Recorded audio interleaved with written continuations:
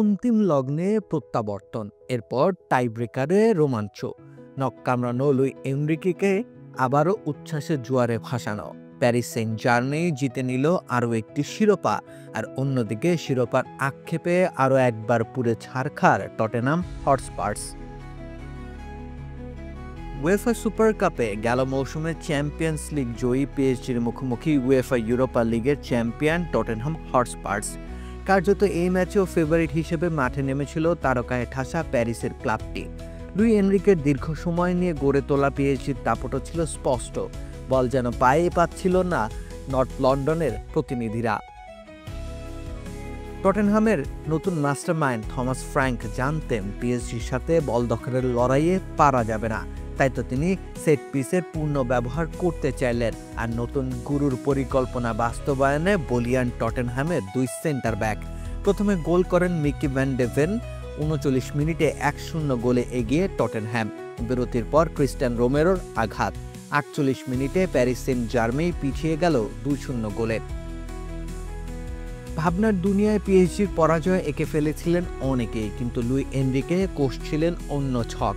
ফুটবলের শেষ বাঁশি বাজার ঠিক আগের মুহূর্তেও পাল্টে যেতে পারে পাশার দান। হলেও ঠিক তাই, এনরিকের দুই বদলি খেলোয়াড় পিএসজিকে ফেরালেন সমতায়।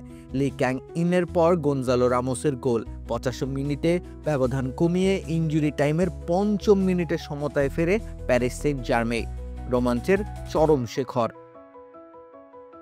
যেহেতু সুপার কাপের আইনে অতিরিক্ত সময়ের বালাই নেই, তাই চ্যাম্পিয়ন নির্ধারণের ফয়সলা করতে সরাসরি টাই ব্রেকারে হাজির দুই দল। ডমিনিক সোলাঙ্কির প্রথম গোল করার পর পিএসজির প্রাণভোমরা ভিতিনহা স্কোর করতে ব্যর্থ হন।